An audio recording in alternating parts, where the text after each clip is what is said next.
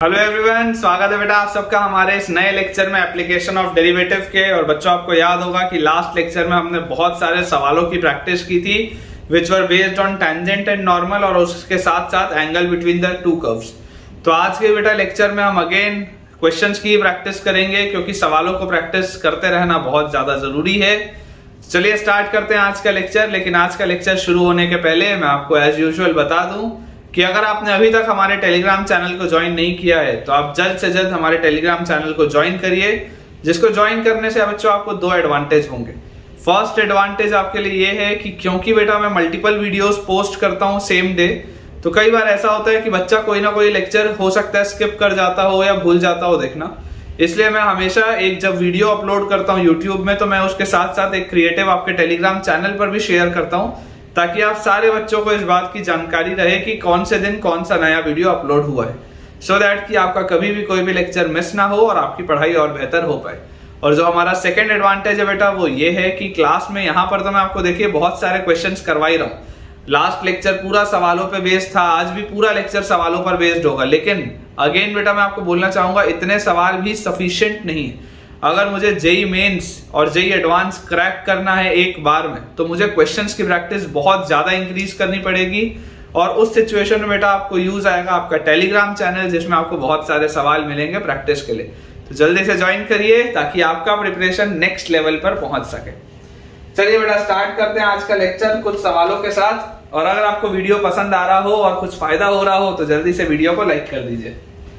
Question बेटा अपने पास लिखा है आज के लेक्चर का जो फर्स्ट सवाल है कि find the acute angle, find the acute angle, find the acute angle between the curve, find the acute angle between the curves, find the acute angle between the curves 2y square is equal to x cube, 2y square is equal to x cube and y square is equal to 32x, 2y square is equal to x cube and y square is equal to 32x। ये बच्चों अपने पास सवाल है। अब आपको बोला जा रहा है find the acute angle between the curves, ये दोनों के बीच का आपको एक्यूट एंगल बताना है। और इसमें भी आप लिख लो अदर देन ओरिजिन, ठीक है, इसमें आप बच्चों लिख लो other than origin. Find the acute angle between the curves this and this other than origin, other than origin, origin के अलावा लिख लो, ठीक है, ओरिजिन के बच्चों अलावा आप लिख लो, क्योंकि आप देख सकते हैं ये भी ओरिजिन से पास हो रहा है, ये भी ओरिजिन से पास हो रहा है, तो दोनों में एक पॉइंट ऑफ इंटरसेक्शन तो ओरिजिन का ही आएगा और उसके अलावा बाकी दो पॉइंट्स और आएंगे। तो यार सबसे पहले तो बेटा मुझे देखो ऐसे सवालों में क्या करना पड़ता है, पॉइंट ऑफ इंटरसेक्शन निकालना पड़ता है। ये बात तो मुझे पता ही है कि ऐसे सवालों में जो सबसे पहला स्टेप होता है, सबसे पहला स्टेप होता है to evaluate and to calculate the point of intersection.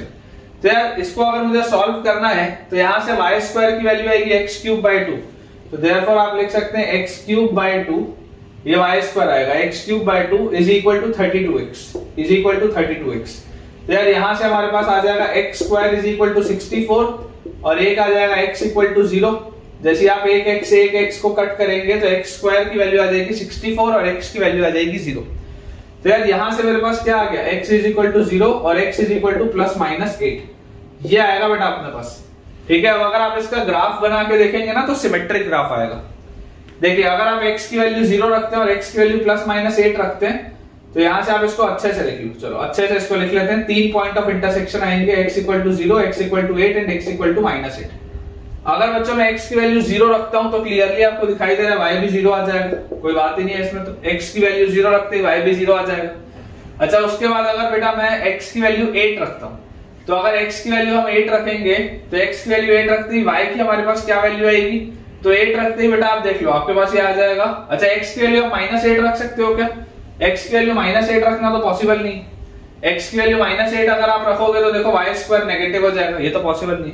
अगर आप x की वैल्यू 8 रखोगे तो y स्क्वायर की वैल्यू आ जाएगी 32 इंटू 8, मतलब ये आ गया 2 की पावर 5 और ये आ गया 2 की पावर 3, मतलब दिस इज 2 की पावर 8, यहाँ 5 और यहाँ 3 तो 2 की power 8, this is y square.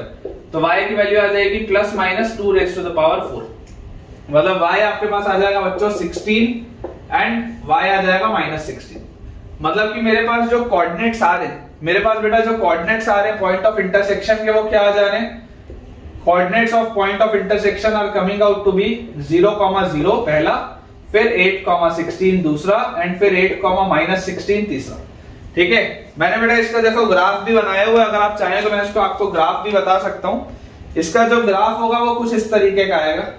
इसका ग्राफ, ये जो y² = x³/2 है, इसका ग्राफ कुछ ऐसा होगा आपके पास इस तरीके का। और ये जो y² = 32x है यार, ये तो एक पैराबोला है। y² = 4ax, ये तो एक पैराबोला होता है। इस तरीके का आपके पास ग्राफ आएगा। एंड क्लियरली बेटा, वेरी क्लियरली आपको ये बात समझ में आ रही होगी कि यार एक पॉइंट ऑफ इंटरसेक्शन ओरिजिन पे आ रहा है, और उसके अलावा ये आएगा आपके पास 8,16 और ये आपके पास आएगा 8,-16। ये आपके पास ग्राफ आएगा। This is your graph. ठीक है, अगर आप चाहें तो ये ग्राफ बना सकते हैं, हालांकि अभी आगे अपन जैसे जैसे बढ़ेंगे आपको ग्राफ में बनाना सिखाऊंगा। तो ये अपने पास बच्चों अगर चीज आ रही है तो मुझे बोला जा रहा है कि आपको एक्यूट एंगल बताना है अदर देन द ओरिजिन। तो अपन ऐसा करते हैं, एक्यूट एंगल इस पॉइंट पे निकाल लेते हैं, क्योंकि ग्राफ आपका सिमेट्रिक है, तो सिमेट्रिक ग्राफ में जो एक्यूट एंगल यहां बनेगा वही एक्यूट एंगल नीचे ही बनना चाहिए, ऑब्वियस सी बात है। तो एक्यूट एंगल अगर मैं कैलकुलेट कर लूं, एक्यूट एंगल एट कौन से पॉइंट पे बच्चों, अपन कैलकुलेट इसको करते हैं एट 8,16। तो एक्यूट एंगल निकालने के लिए मुझे क्या करना होता है, डेरिवेटिव निकालना पड़ता है। तो स्लोप निकालते हैं सबसे पहले कर्व 1 का। तो इसको अगर आप डिफरेंशिएट करोगे तो y² का 2y y' = x³ का 3x²।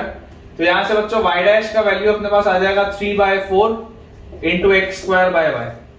ठीक है, ये अपने पास क्या आ जाएगा पूरा का पूरा 3/4 × x²/y, और कोऑर्डिनेट्स अपने पास आ जाएंगे इसके बेटा 8,16।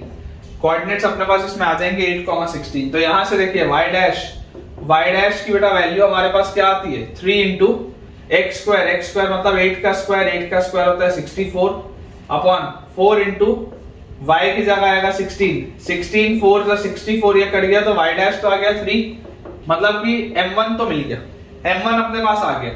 अब अगर बेटा मैं सेकंड कर्व को डिफरेंशिएट करूं तो मेरे पास आ जाएगा 2y y' = 32।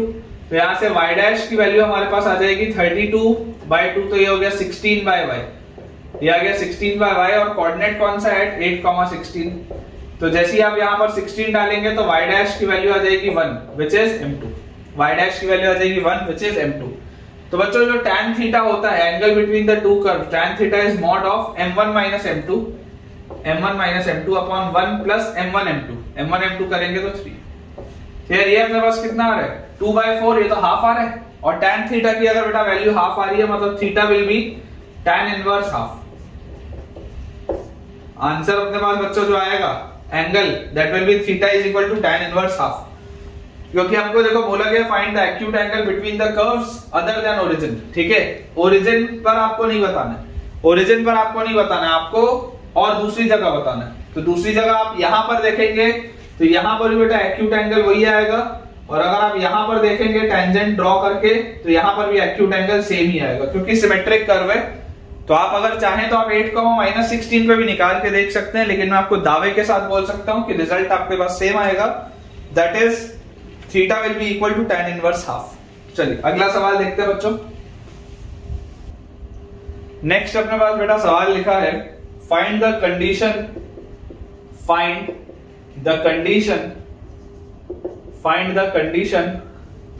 for the two curves, find the condition for the two curves a1x² plus b1y² = 1 and a2x² plus b2y² = 1, a1x² plus b1y² = 1 and a2x² plus b2y² = 1 to intersect orthogonally. Find the condition for the two curves to intersect orthogonally. ये अपने पास सवाल है। आज के बेटा maximum questions में आपको ये ऑर्थोगोनल इंटरसेक्शन पर ही कराऊंगा। Find the condition for the two curves to intersect orthogonally, क्योंकि ये बहुत हॉट कैटेगरी का सवाल होता है बेटा। इसका सवाल आने का चांस बहुत हाई होता है मेंस और एडवांस में, ऑर्थोगोनल इंटरसेक्शन का। ठीक है, ये अपने पास क्वेश्चन लिखा हुआ है, find the condition for the two curves a1x² plus b1y² = 1 and a2x² plus b2y² = 1 to intersect orthogonally। चलिए अब बेटा अगर ये कोई दो अपने पास कर्व लिखे हुए हैं और आपको बोला जा रहा है कि इनका ऑर्थोगोनल इंटरसेक्शन का आप कंडीशन बताइए। तो अपन सबसे पहले मान लेते हैं let their point of intersection be. ठीक है, इसको अपन बच्चों पॉइंट ऑफ इंटरसेक्शन को मान लेते हैं x0 y0। ठीक है, हालांकि आपको दिखाई देता है कि ये मल्टीपल पॉइंट्स पे इंटरसेक्ट होंगे। ठीक है ना, ये बेटा मल्टीपल पॉइंट्स पे इंटरसेक्ट होंगे, लेकिन अपन ऐसा करते हैं, अपन बेटा इसमें मान लेते हैं कि लेट अस अज्यूम कि इनका पॉइंट ऑफ इंटरसेक्शन उनमें से एक, जो मल्टीपल पॉइंट्स ऑफ इंटरसेक्शन आएंगे उसमें से कम एक point of intersection x0 y0 है। तो अगर x0 y0 पे बेटा ये कर्व इंटरसेक्ट हो रहे होंगे तो मतलब x0 y0 सेटिस्फाई करेगा। तो हम बोल सकते हैं a1 x0 का स्क्वायर प्लस b1 y0 का square is equal to 1 and a2 x0 का स्क्वायर प्लस b2 y0 का स्क्वायर इज इक्वल टू 1। ये चीज अपने पास आएगी a2 x0 का स्क्वायर प्लस b2 y0 का स्क्वायर इक्वल टू 1। अब अगर ये मेरे पास रिलेशन आ रहा है तो ये तो हो गया चलो पहला रिलेशन कि x0 y0 इसको सेटिस्फाई करेगा। जहां पर भी बेटा ये इंटरसेक्ट हो रहे होंगे, आपको बोला जा रहा है कि इनका इंटरसेक्शन कैसा है, ऑर्थोगोनल है। आपको कहा जा रहा है बच्चों कि इनका इंटरसेक्शन है ऑर्थोगोनल। तो मैं आपको बोलता हूं कि आप सबसे पहले तो अगर इंटरसेक्शन हो रहा होगा तो आप स्लोप निकालिए।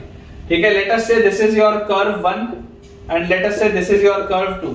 तो अगर हम कर्व 1 की बात करें, अगर हम बच्चों फर्स्ट कर्व की बात करें तो फर्स्ट कर्व में हमारे पास लिखा हुआ है a1 x square plus b1 y square is equal to 1। ये लिखा है first curve a1 x square plus b1 y square equal to 1। मैं अगर यहां पर डिफरेंशिएट करके स्लोप इसका निकालूं तो मेरे पास आ जाएगा 2a1x plus 2b1y y dash is equal to 0। ये आएगा। जैसे आप इसको बेटा डिफरेंशिएट करेंगे ये आपके पास आ जाएगा। क्लियरली मुझे दिख रहा है ये 2 से ये 2 तो कॉमन लेके आप हटा सकते हो। y डैश क्या आएगा, what is y dash?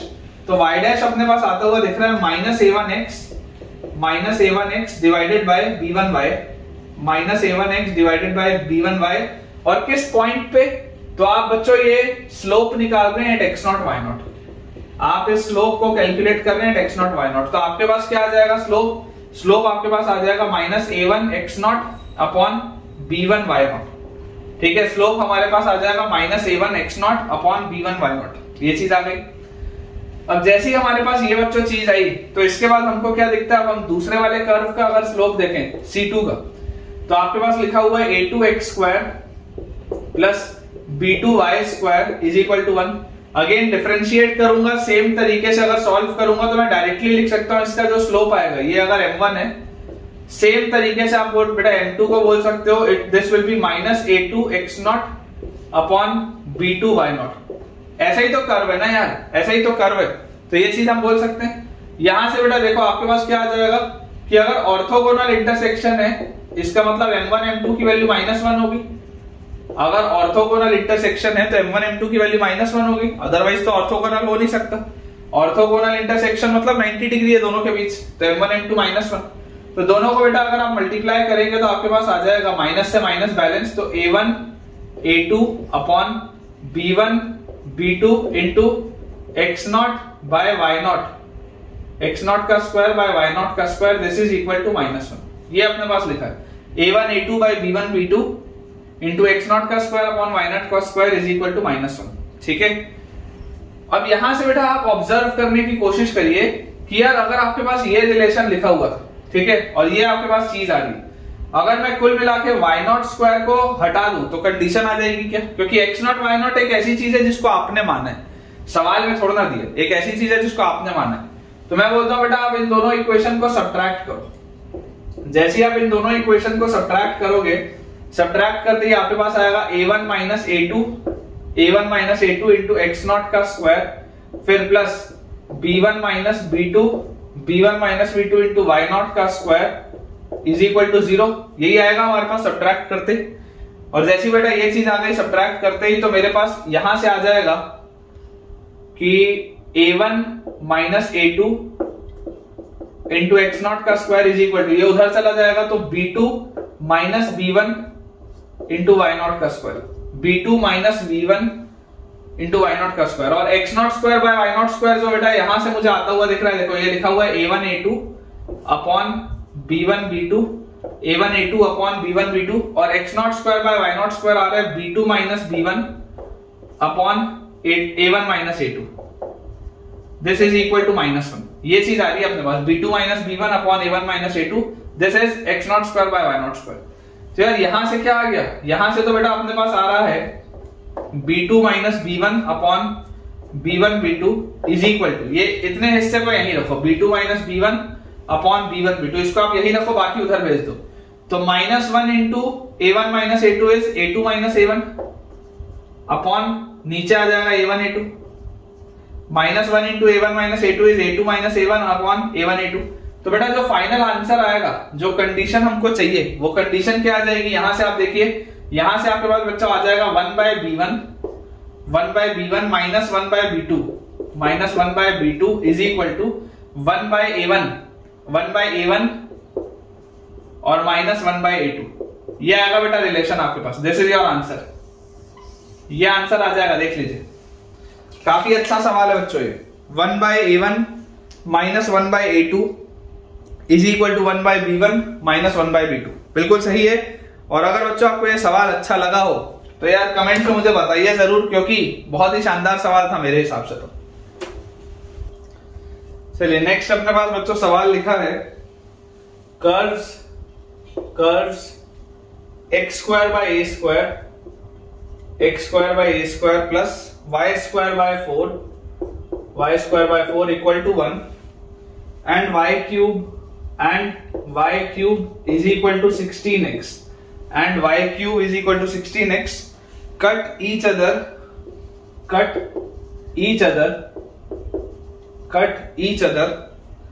at right angles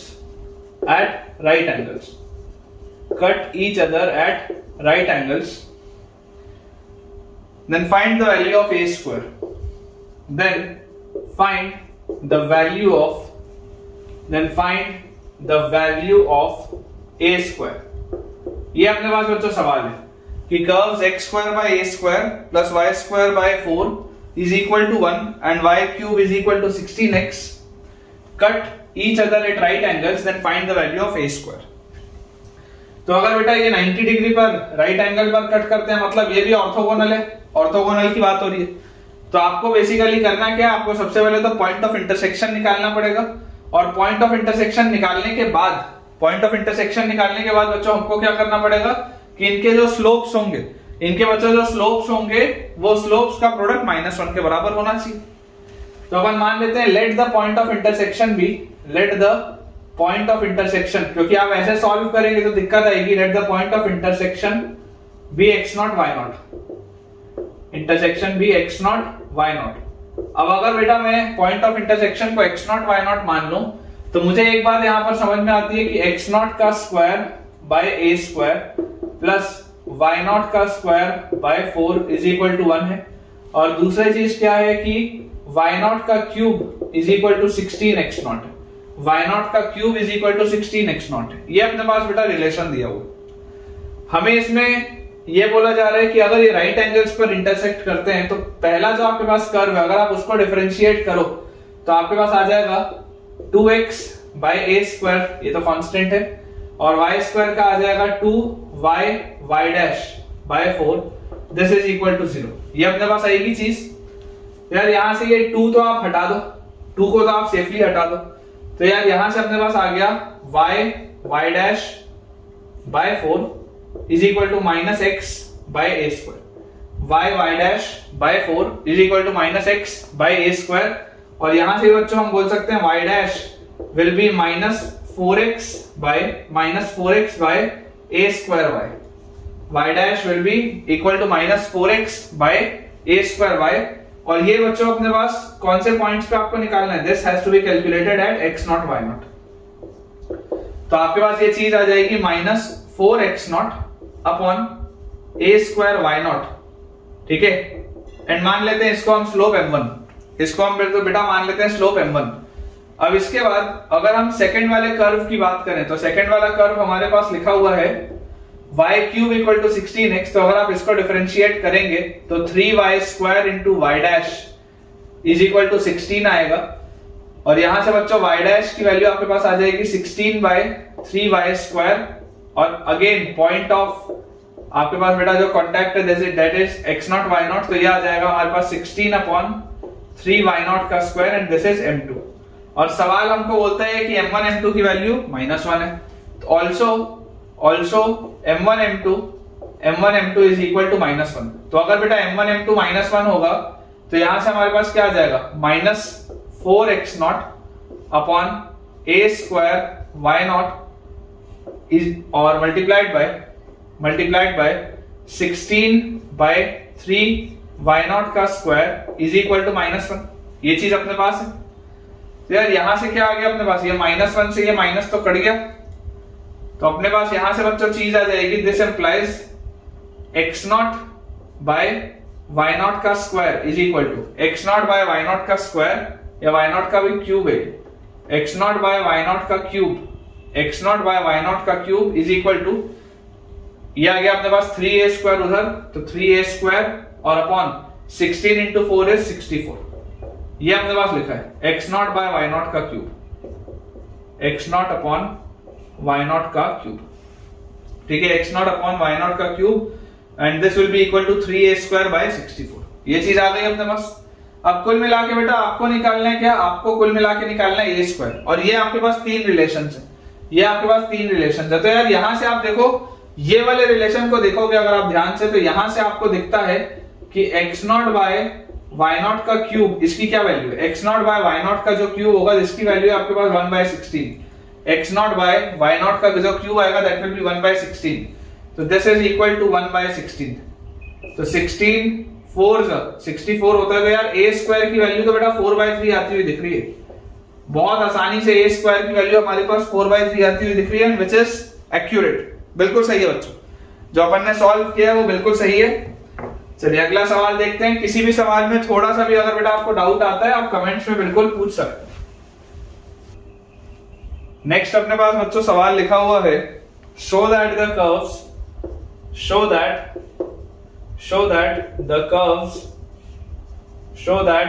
curves x cube minus 3xy square is equal to a, x cube minus 3xy square equal to a and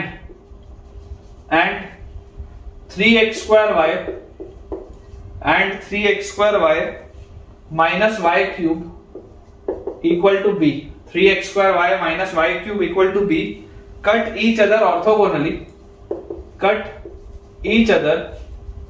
orthogonally, ये आपको बेटा बोला जा रहा है, cut each other orthogonally where a and b are constants,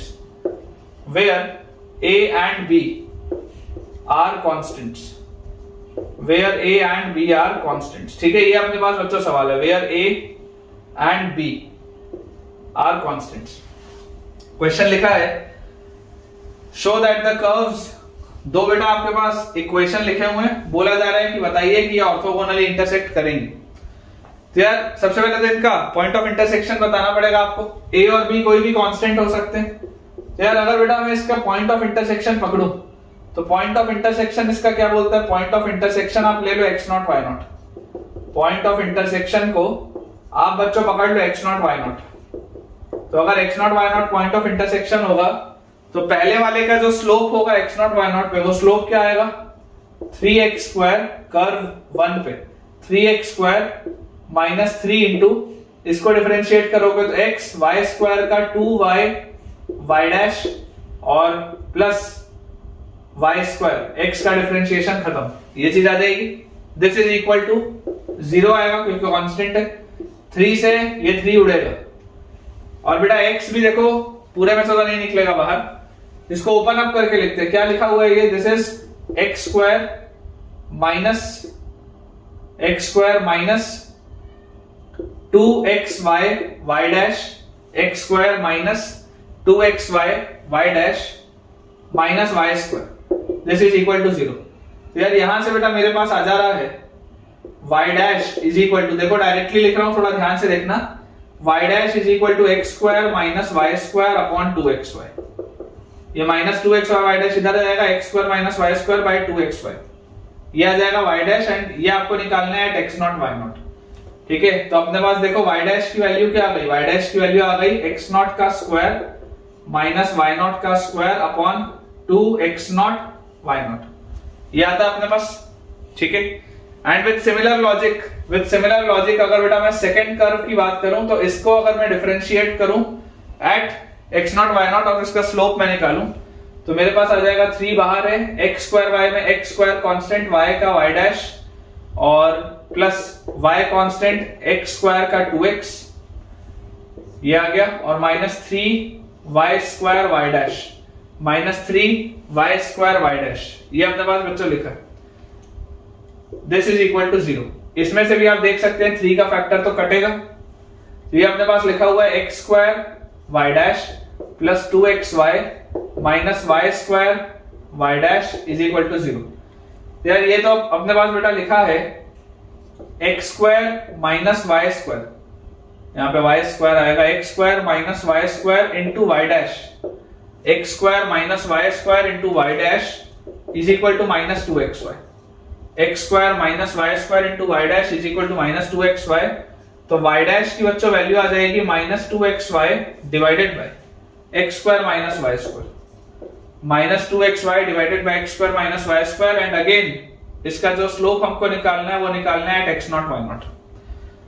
तो हमारे पास जो चीज आएगी that will be minus 2x not y not upon minus 2x not y not upon x not का स्क्वायर माइनस y नॉट का square, ये चीज आ जाएगी अपने पास। अब यार ये आती है, अब आप देखो दोनों ध्यान से थोड़ा सा, यार ये जो स्लोप आपके पास लिखा है, स्लोप बच्चों आपके पास जो लिखा है, अगर आप इस स्लोप को पकड़ते हो m1 और आप बेटा अगर इस स्लोप को पकड़ते हो m2, क्या बोला जा रहा है, show that the curves intersect orthogonally. तो यार ऑर्थोगोनल इंटरसेक्शन के लिए m1 m2 की वैल्यू -1 होनी चाहिए, तो m1 m2 की वैल्यू देख लो आ कितनी रही है, m1 m2 will be equal to x not का स्क्वायर माइनस y नॉट का square upon 2x not y not multiplied by, यहां पर आपके पास आ जाएगा minus 2x not y not upon x not का स्क्वायर माइनस y नॉट का स्क्वायर। तो यार ये 2x नॉट y नॉट और 2x नॉट y नॉट ये तो कट गया, वैसे यहां पर ये x not minus x not का स्क्वायर माइनस y नॉट का स्क्वायर और ये भी कैंसिल आउट हो गया, तो कुल मिला के क्या सिर्फ -1 तो बचा। और अगर m1 m2 की वैल्यू -1 आ गई, इसका मतलब ये ऑर्थोगोनल इंटरसेक्ट कर रहे होंगे। आसान सा सवाल था, सिर्फ थोड़ा सा कैलकुलेशन था बेटा, बाकी it was an easy question. Next अपने पास बच्चों सवाल लिखा है, find the acute angle between the curve, find the acute angle between the curves, find the acute angle between the curves y is equal to mod of x square minus 1, y is equal to mod of x square minus 1 and y is equal to mod of x square minus 3, y is equal to mod of x square minus 1 and y is equal to mod of x square minus 3 at their point of intersection, at their point of intersection, at their point of intersection। ठीक है, ये अपने पास बच्चों देखो सवाल लिखा है, अगेन आसान सा क्वेश्चन है, कोई बहुत ज्यादा इसमें डिफिकल्टी आपको आनी नहीं चाहिए। थोड़ा सा मॉड्यूलस को बेटा बच्चा देख के घबरा जाता है, लेकिन अगर मैं ध्यान से सोचूं तो यार मॉड्यूलस फंक्शन को भी बनाना आसान होता है।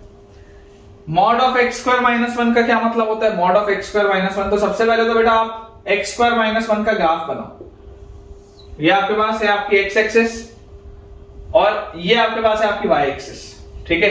अब अगर मैं बात करूं एक्स स्क्वायर माइनस 1 की, तो यार इसका क्रिटिकल पॉइंट क्या है, इसका क्रिटिकल पॉइंट, इसके रूट्स कहां पर आ रहे हैं, इसके रूट्स आ रहे हैं +1 और -1 पे, इसके रूट्स आ रहे हैं बच्चों +1 पे और -1 पे। तो इसका ये अगर मैं डॉटेड इस तरीके से बनाऊं तो कुछ ऐसा इसका बेटा ग्राफ अपने पास बनना चाहिए, अंदाजे से कुछ इस तरीके का ग्राफ बनना चाहिए, जिसमें हमको दिखाई देता है कि ये वाला पॉइंट आपके पास आएगा 1, ये वाला पॉइंट आपके पास आएगा -1, ठीक है।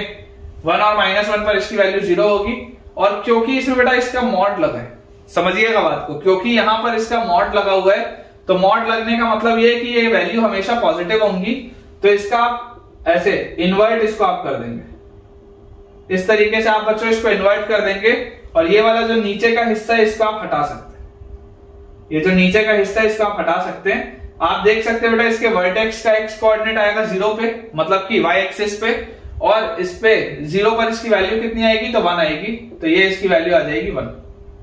ये अपने पास इस तरीके का इसका ग्राफ बना हुआ है। This is the graph of mod of x square minus 1। आप सबको ये बेसिक्स पता है, ठीक है। अब इसके बाद अगर हम बात करें x स्क्वायर माइनस 3 की, तो यार x स्क्वायर माइनस 3 की अगर हम बात करें तो इसका क्रिटिकल पॉइंट तो कहां पर है, √3 पर। तो अगर इसका क्रिटिकल पॉइंट √3 पर है तो इसका क्रिटिकल पॉइंट यहां पर कहीं पर होगा, इसके बाहर होगा कहीं पे √3 पे।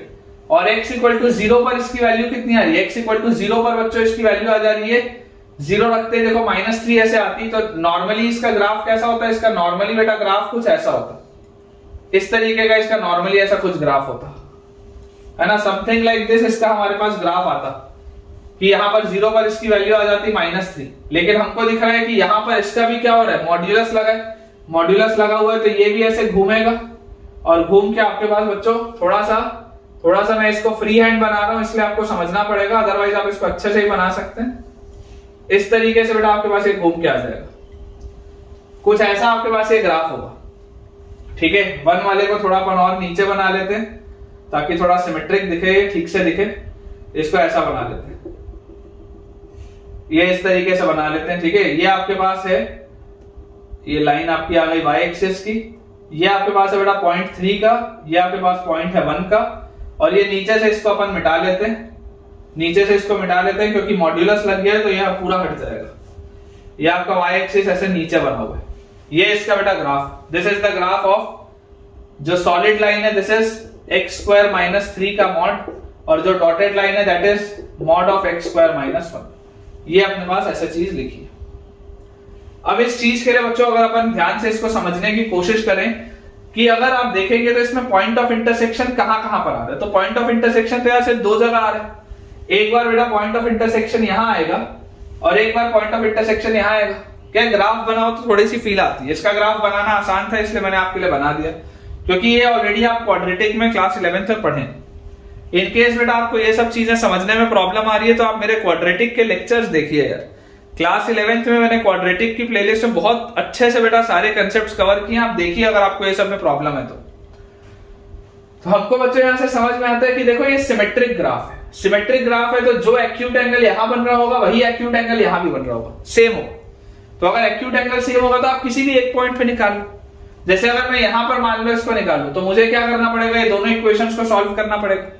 यहां पर देखो मैं क्लियरली देख सकता हूं कि x स्क्वायर माइनस 1 ये भी पॉजिटिव है और ये आपके पास जो है x स्क्वायर माइनस 3 ये भी पॉजिटिव है। लेकिन आप इस बात को बेटा इस बात को आप समझिए कि यार अगर हमको अच्छा नहीं, ये वाला देखो, ये नीचे वाला जो कर्व था ये इन्वर्ट हो क्या है, ये इन्वर्ट हो क्या आया, मतलब कि x स्क्वायर माइनस 1 जो है ये x स्क्वायर माइनस 1 ये तो ओरिजिनली देखो ये पॉजिटिव वाली ब्रांच थी, लेकिन ये जिस ब्रांच से मिल रहा है ये वाली ब्रांच कौन सी, x स्क्वायर माइनस 3 की नीचे वाली ब्रांच है जो घूम के ऊपर आई, तो this will be equal to 3 minus x square. ये वाली बच्चों जो ब्रांच है, ये वाली जो घूमी हुई ब्रांच है ये ओरिजिनली तो नीचे थी ना, तो अगर ये ओरिजिनली नीचे थी तो ये नेगेटिव बन के खुला होगा तभी तो ये ऊपर गया। ऐसे ही तो खोलते हैं इसको। ये ग्राफ अगर ओरिजिनली नीचे होता तो ये पूरा ग्राफ किसका होता, x स्क्वायर माइनस 3 का होता। लेकिन अगर इस ब्रांच को मैं घुमा के ऊपर बना दिया हूं तो ये जिस ब्रांच से इससे मिल रहा है ये वाली पॉजिटिव वाली ब्रांच है, लेकिन ये वाली तो नेगेटिव वाली ब्रांच थी ना जो घूम के ऊपर गई है, तो this will be equal to 3 minus x square. तो यहां से आपके पास बच्चों आ जाएगा 2x square will be equal to 4 और x square will be equal to 2 और x will be equal to √2 या x will be equal to -√2। ये आपके पास दो वैल्यूज आएंगी। मतलब अच्छा, और अगर हमारे पास x की वैल्यू आ गई √2 तो √2 आती है देखो y is x square minus 1, तो √2 का square x square is 2 minus 1 is 1, y की वैल्यू 1 आएगी। चाहे आप यहां से देखें x स्क्वायर की वैल्यू 2 रखेंगे तो यहां से भी y 1 आएगा, सेम ही बात है, ठीक है। ये बेसिकली नेगेटिव होके खुला है इसलिए नेगेटिव वाली ब्रांच पे मिल रहा है ये। तो अपने पास इसके कोऑर्डिनेट्स क्या आ गए, coordinates of point of intersection. Point of intersection अगर आप देखेंगे तो पॉइंट ऑफ इंटरसेक्शन के बच्चों हमारे पास इसमें कोऑर्डिनेट्स आ जाएंगे √2, 1 एंड -√2, 1 ये आएंगे point of intersection. And clearly आप देख सकते हैं कि दोनों में बिहेवियर सेम होगा। तो आप ये वाले पे एक्यूट एंगल निकाल लो, कोई दिक्कत नहीं है। एक्यूट एंगल निकालने के लिए देखो आपको ये जो कर्व था, पहला वाला कर्व तो आपने पॉजिटिव खोला है, मतलब पहला वाला आपके पास कर्व है y is equal to x square minus 1। ये जो पहला वाला आपके पास कर्व है, क्योंकि ये ब्रांच पॉजिटिव वाली ब्रांच है, ये नेगेटिव ब्रांच है ना, ये नेगेटिव ब्रांच है जो घूम के ऊपर आई है, ये पूरी नेगेटिव ब्रांच है जो घूम के ऊपर आई है, लेकिन ये तो पॉजिटिव ब्रांच थी, तो y equal to x square minus 1 है, दिस इज योर कर्व 1। तो अगर आप इसको डिफरेंशिएट करेंगे तो y dash will be equal to 2x, y dash will be equal to 2x, और कौन से पॉइंट पे, √2,1 पे। तो यहां से आपके पास इसका स्लोप आ जाएगा 2√2, दिस इज m1, 2√2 आ जाएगा बच्चों, this is m1। And similarly बेटा अगर मैं सेकंड वाले कर्व की बात करूं, सेकंड वाले कर्व की, तो ये जो सेकंड वाला कर्व है, सेकंड वाले कर्व में देखो ये नेगेटिव वाली ब्रांच है, मतलब इसके लिए y जो है this is 3 minus x square, तो इसको अगर मैं डिफरेंशिएट करूंगा तो y dash will B -2x, y dash will B -2x, and eight which point, तो पॉइंट आ जाएगा आपके पास √2,1, उसी पे अपन चेक कर रहे हैं। तो यहां पर इसके पास आपके पास स्लोप आ जाएगा -2√2, y डैश आ जाएगा -2√2 which is m2, y dash आपके पास बच्चों आ जाएगा -2√2 विच इज m2। तो यार अगर एक्यूट एंगल मुझे निकालना है तो tan theta is equal to mod of m1 minus m2, m1 minus m2 मतलब 2√2 माइनस m2 मतलब फिर again 2√2, m1 minus m2 upon 1 plus m1 m2, दोनों का प्रोडक्ट, तो दोनों को अगर मैं मल्टीप्लाई कर दूं तो 2 और 2 4 और 2 8, 1 प्लस m1 m2 और -8, ये आएगा आपके पास। तो यहां से अपने पास आ गया दिस इज 4√2 अपॉन, नीचे आ गया बेटा 7, मॉड लगा है तो -7 हो जाएगा 7, दिस इज tan थीटा। ये आंसर आ रहा है बेटा आपके पास, tan थीटा की जो वैल्यू आएगी दैट इज 4√2/7। तो एक्यूट एंगल क्या आ जाएगा, एक्यूट एंगल थीटा, जो आंसर आप लिखेंगे, answer will be theta is equal to tan inverse, theta is equal to tan inverse 4√2/7, theta is equal to tan inverse 4√2/7, ये अपने पास आएगा बच्चों, चेक कर लीजिए, theta will be equal to tan inverse 4√2/7, बिल्कुल सही, बिल्कुल करेक्ट है बच्चों। क्वेश्चन बच्चों अपने पास दिया हुआ अगला, बेसिकली ये मैच द कॉलम टाइप है, लेकिन चलिए इसको अपन सिंपल क्वेश्चंस के रूप में करते हैं कि if the parabola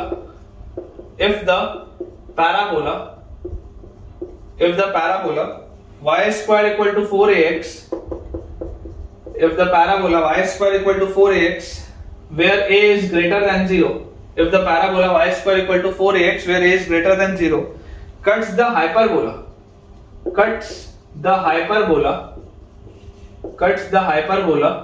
xy equal to √2 at right angles,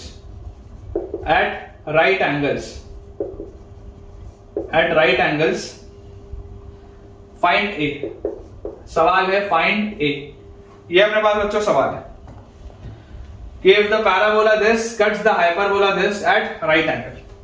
तो यार सबसे पहले तो पॉइंट ऑफ इंटरसेक्शन आपको पता होना चाहिए कि आखिर पॉइंट ऑफ इंटरसेक्शन आपके पास है क्या, और राइट एंगल पे हो रहा है तो फिर ऑर्थोगोनैलिटी का कंसेप्ट लगेगा। तो यार सबसे पहले अपन इसमें मान लेते हैं, देखो आप कोऑर्डिनेट्स निकालने से अच्छा है पॉइंट ऑफ इंटरसेक्शन आप मान लो x0 y0, point of intersection को हम अज्यूम कर लेते हैं कि पॉइंट ऑफ इंटरसेक्शन जो होगा वो x0 y0 होगा, ताकि आखिरी में इक्वेशन से सॉल्व करना, एक एक करके सॉल्व करके निकालने का जरूरत नहीं। तो अगर बच्चों point of intersection x0 y0 होगा तो अपने पास आ गया y0 square is equal to 4ax0 सबसे पहले, और यहां पर आपके पास आ गया x0 y0 is equal to √2, x0 y0 is equal to √2, ये अपने पास आ गया रिलेशन। अब अगर बेटा यहां पर आपको बोला जा रहा है कि ये राइट एंगल पर इंटरसेक्ट करते हैं, तो राइट एंगल पर इंटरसेक्शन का मतलब क्या है, तो अगर मैं इसको डेरिवेटिव लूंगा कर्व 1 पे, कर्व 1 मेरे पास लिखा हुआ है y square equal to 4ax, अगर मैं इसको डिफरेंशिएट करूं तो मेरे पास आ जाएगा 2y dash, 2y dash will be equal to 4a, ये आ जाएगा, ये 4 कटेगा इस 2 से, और यहां से अपने पास आ जाएगा y dash is equal to 2a/y dash will be equal to 2a/y, और कौन से पॉइंट पे अपने को ये चेक करना है, ये अपने को बच्चों चेक करना है x0 y0 पे। तो यहां से अपने पास y डैश की वैल्यू आ गई 2a/y0, y डैश की हमारे पास वैल्यू आ जाती है 2a/y0, ये आ गया आपका slope m1, this is your slope m1। Similarly अगर मैं सेकंड कर्व की बात करूं तो सेकंड कर्व में मेरे पास क्या लिखा है, सेकंड कर्व में बच्चों लिखा है xy इक्वल टू √2, तो अगर xy इज इक्वल टू √2 लिखा हुआ है तो डिफरेंशिएट अगर करेंगे तो x dy/dx मतलब y dash plus y derivative of x होता है 1, दिस इज इक्वल टू 0, ये आएगा अपने पास। तो यार यहां से y डैश की वैल्यू आ रही है minus y by x, y dash की हमारे पास वैल्यू आ रही है minus y by x, and again मुझे स्लोप देखना है x नॉट y नॉट पे, तो y डैश की वैल्यू मेरे पास आ जाएगी minus y not upon x not, y dash की बच्चों वैल्यू आ जाएगी minus y not upon x not, और ये आपके पास जो स्लोप आया this is your slope m2, this is your slope m2। अभी m1 मेरे पास है, m2 मेरे पास है, ऑर्थोगोनैलिटी का जो कंसेप्ट है, अगर राइट एंगल पे हो रहा है तो m1 m2 का वैल्यू -1 होना चाहिए, अगर -1 होना चाहिए मतलब कि 2a by y not multiplied by minus y not by x not is equal to -1 है।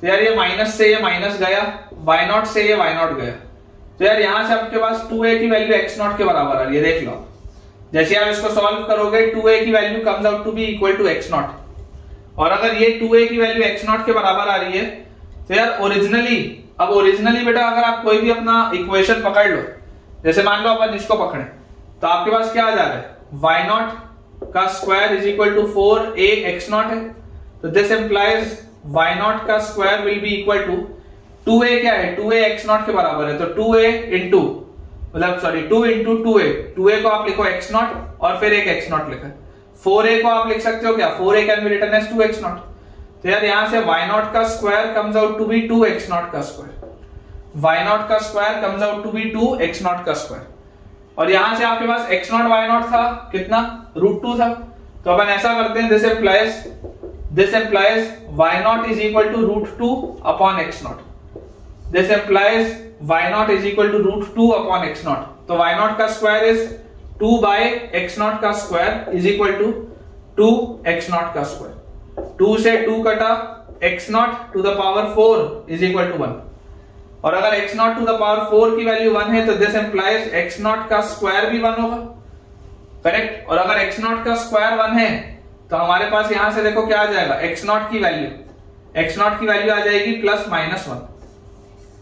अब बेटा आपको एक बात पता है कि देखो x नॉट की वैल्यू -1 नहीं हो सकती, x नॉट की वैल्यू -1 जो होगी ये रिजेक्ट होगी, क्यों रिजेक्ट होगी, क्योंकि अगर x नॉट की वैल्यू -1 हुई, अगर x नॉट की वैल्यू -1 हुई तो a नेगेटिव हो जाएगा, आपको a क्या चाहिए, आपको बच्चों a पॉजिटिव चाहिए, मतलब कि आपका यहां से आंसर क्या आ जाएगा दिस इंप्लाइज x नॉट की वैल्यू आएगी 1, माइनस में प्रॉब्लम आ जाएगा क्योंकि a में प्रॉब्लम आएगा, तो अगर x नॉट 1 आया तो फाइनल आंसर आपके पास जो आएगा x नॉट की वैल्यू 1 आते ही a will come out to be half, a की वैल्यू हमारे पास आ जाएगी हाफ। आई बिलीव आपको यही बेटा निकालना था, तो अपना आंसर जो आया है वो बिल्कुल सही है, बिल्कुल सही आंसर है बेटा। चलिए इसको क्लियर करते हैं, अगला सवाल चेक करते हैं।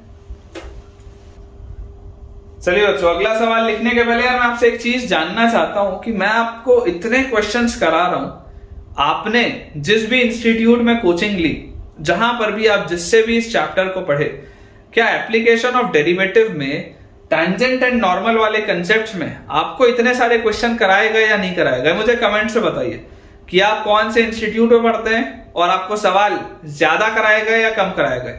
लेट्स डू अ सर्वे, मुझे बताइए बेटा जरूर आप सब कमेंट्स पे। सवाल लिखा है if the curves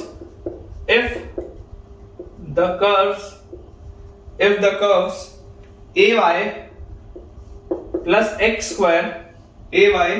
plus x square equal to 7 where a is greater than 0, ay plus x square equal to 7 where a is greater than 0 and x cube equal to y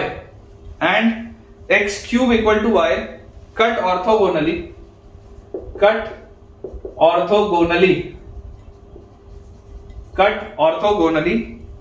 find a, एक second, cut orthogonally at 1,1 find a, ये सवाल है बच्चों। cut orthogonally at 1,1 then find a।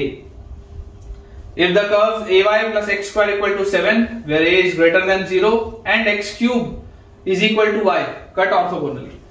तो यार सबसे पहली बात मुझे इसमें देखो क्या चीज पता है कि यार ये दोनों 1,1 पे इंटरसेक्ट हो रहे हैं, तो अगर 1,1 पे इंटरसेक्ट हो रहे हैं तब तो यार मतलब इसको चेक करने की कुछ भी जरूरत क्या है, 1,1 उसको सेटिस्फाई करेगा, 1,1 उसको सेटिस्फाई करेगा तो मतलब बहुत ही आसान सवाल हो गया, तो मतलब एकदम ही बेकार सवाल है। a into 1 plus 1 is equal to 7। यार यहाँ से तो ए का वैल्यू चुपचाप 6 आ जा रहा है।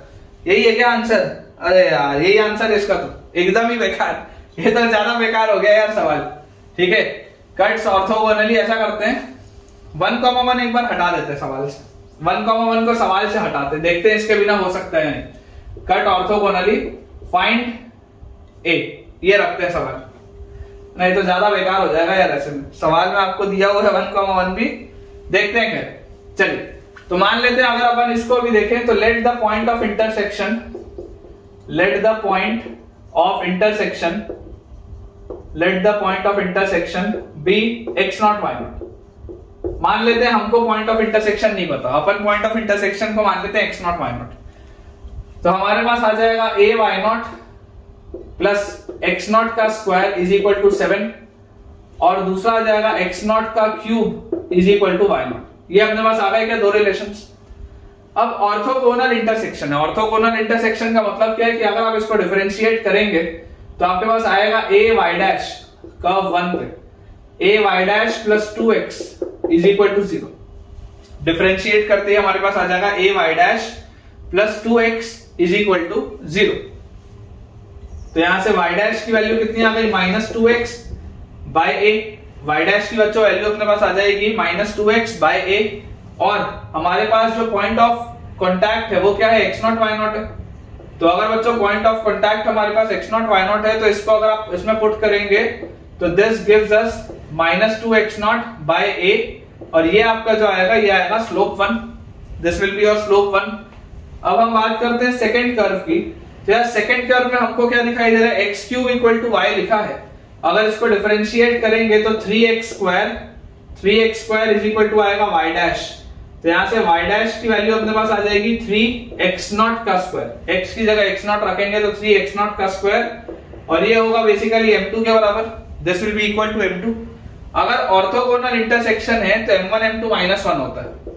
In case of orthogonal intersection m1 m2 is minus 1, तो हमारे पास आ जाता है minus 2x0 by a multiplied by 3x0 का square is equal to minus 1। Minus से बच्चों माइनस बैलेंस आउट हो जाएगा, और हमारे पास आ जाएगा x0 का cube will be equal to a by 6। ये आएगा अपने पास x0 का cube will be equal to a by 6।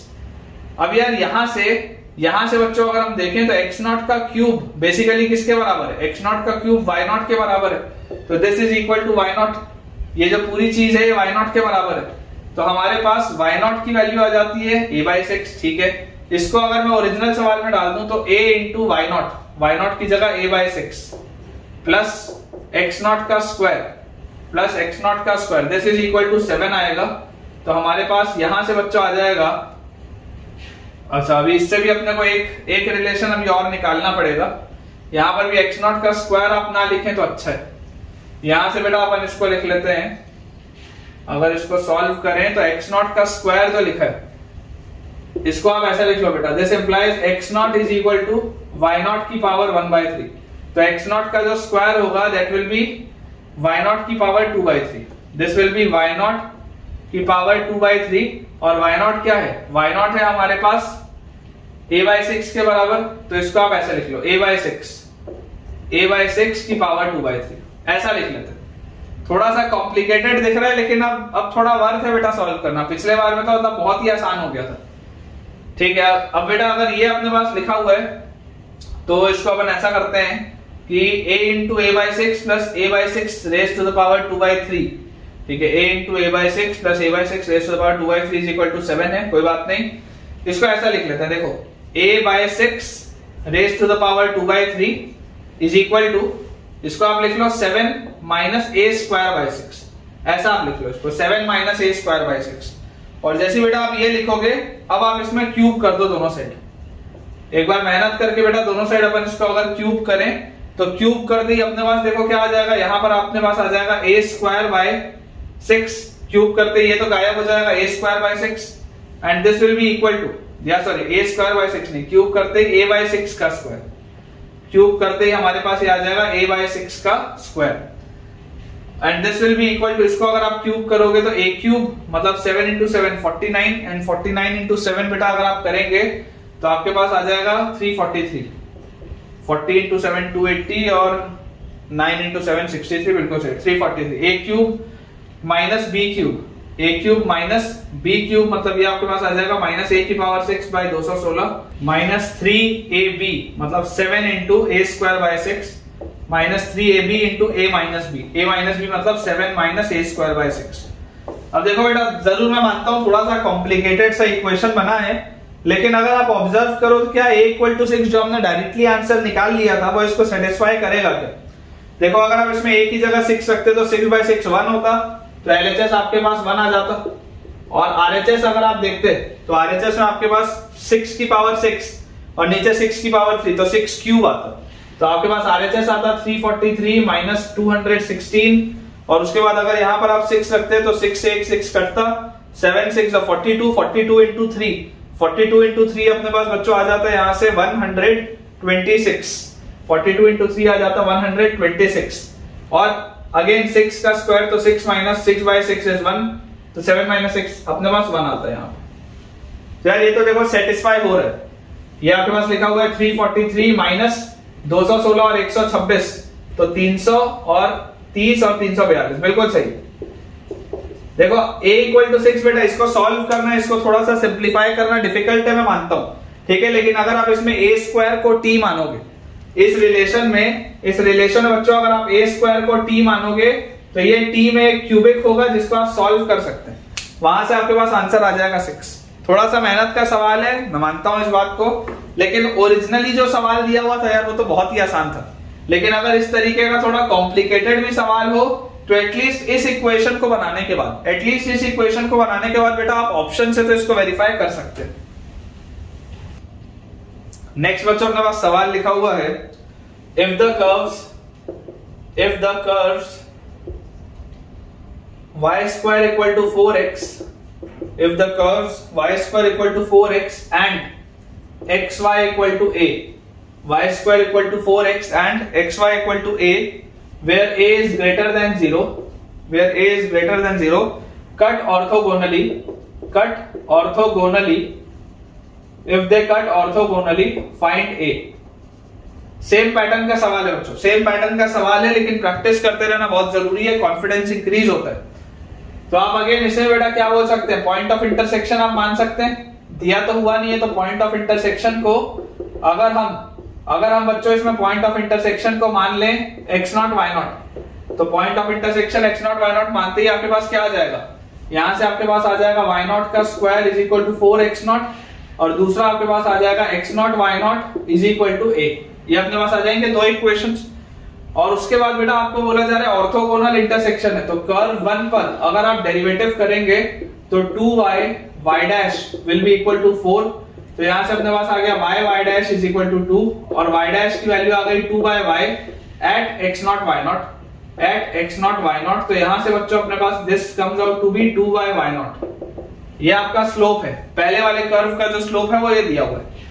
Similarly अगर मैं सेकंड वाले कर्व की बात करूं तो अपने पास सेकंड वाले कर्व को अगर आप डिफरेंशिएट करेंगे तो x कांस्टेंट, y का y dash plus y constant, x का डेरिवेटिव खत्म, दिस इज इक्वल टू 0। तो यार y डैश की वैल्यू क्या आ गई, y डैश की वैल्यू आ गई माइनस y/x, y डैश की वैल्यू हमारे पास आ जाती है minus y/x and eight x0 y0, तो यहां से अपने पास क्या आ जाएगा, this comes out to be minus y0 by x0, this comes out to be your slope m2।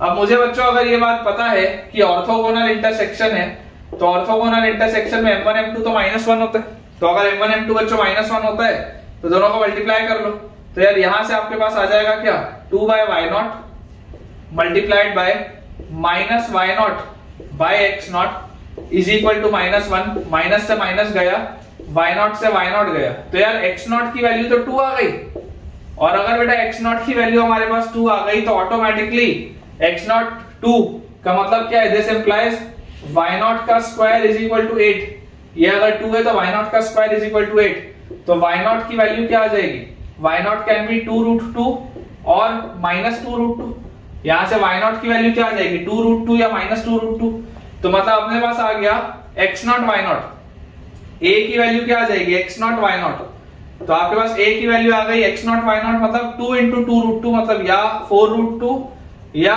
-4√2, और आपको देखो दिया हुआ है a इज पॉजिटिव, तो ये एक्सेप्ट होगा और ये रिजेक्ट होगा। तो मतलब a का वैल्यू बच्चों अपने पास आ जाएगा 4√2, a का वैल्यू अपने पास आ जाएगा 4√2 विच इज करेक्ट। एक और बेटा सवाल, एक आखिरी सवाल इस पैटर्न पे मैं आपको और कराता हूं। क्वेश्चन अपने पास बेटा दिया है, लास्ट क्वेश्चन है इस पैटर्न पर कि curves 2x is equal to y square, curves 2x is equal to y square and 2xy is equal to a and 2xy is equal to a where a is greater than 0, where a is greater than 0, cut each other at right angles, cut each other at right angles, cut each other at right angles। ये अपने पास बच्चों चीज लिखी हुई, cut each other at right angles, find a। ठीक है, आपको बच्चों a का वैल्यू बताना है, find a। Curves 2x is equal to y square and 2xy is equal to a, cut each other at right angles। Same concept का बेटा सवाल है, आप पॉइंट ऑफ इंटरसेक्शन जो होगा, पॉइंट ऑफ इंटरसेक्शन को आप x0 y0 मान के आगे बढ़ेंगे। तो पॉइंट ऑफ इंटरसेक्शन को अगर हम x0 y0 डाल लें, पॉइंट ऑफ इंटरसेक्शन को अगर हम x0 y0 लिख लें, तो आपके पास यहां से आ जाता है 2x0 is equal to y0 का स्क्वायर सबसे पहले, और दूसरे से आपके पास आ जाता है 2x0 y0 is equal to ए। ये दो रेजिस्टेंस अपने पास आते हैं। ठीक है, अब अपने को बोला जा रहा है राइट एंगल्स पर है, तो इसको जब बेटा आप कर्व 1 पर डेरिवेटिव डालेंगे तो 2 is equal to y square में 2y डैश, 2y डैश। ठीक है, और यहां से बच्चों y डैश की वैल्यू आपके पास आ जाएगी, ये 2 से ये 2 कटा तो y dash will be 1/y at x0 y0, at x0 y0, तो this comes out to be 1/y0। इसकी वैल्यू अपने पास आ जाती है 1/y0। सिमिलरली सेकंड कर्व पे बच्चों अगर अपन बात करें, ये आपका स्लोप m1 था, सेकंड कर्व पे अगर आप डिफरेंशिएट करेंगे तो 2 कांस्टेंट है, x कांस्टेंट, y का y dash plus y constant, x का differentiation 1, this is equal to 0।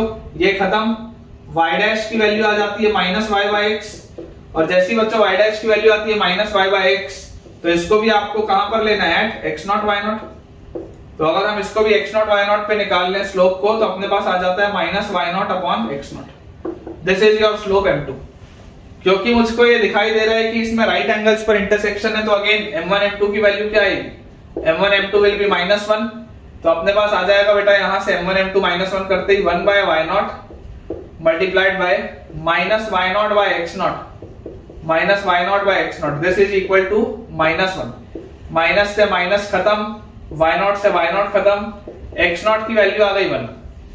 अब यार अगर x0 की वैल्यू अपने पास आ गई 1, तो यहां से आपके पास y0 स्क्वायर की वैल्यू आ जाएगी 2, तो दिस इंप्लाइज y0 की वैल्यू आ जाएगी √2, या अपने पास y0 की वैल्यू आ जाएगी -2। यही दोनों में से कुछ एक होगा। तो यार यहां से आपके पास a क्या आ जाएगा, a इज 2x0 y0, तो ये अपने पास आ जाएगा 2 into x0 is 1 into y0, या तो √2, या आपके पास ये आ जाएगा 2 इंटू x0 इज 1 और y0 इज -√2।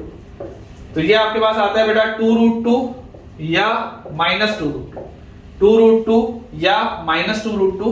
तो क्लियरली आपको क्योंकि पता है a पॉजिटिव है, तो this will be your answer and this will be rejected. तो अपने पास बेटा जो आंसर इस केस में आ जाएगा दैट विल बी 2√2। बिल्कुल करेक्ट, बिल्कुल सही है बेटा। चलिए बेटा, आज का लेक्चर एंड करने के पहले मैं आपको एक आखिरी बस नोट पॉइंट लिखा देता हूं। ये नोट पॉइंट ऑल्दो आपने ऑलरेडी मुझसे पढ़ा अगर है 11th में, तो आपको बेटा ये नोट पॉइंट पता होगा, बस इसको आप लिख लीजिए, उसके बाद अपन अपना आज का लेक्चर एंड करेंगे।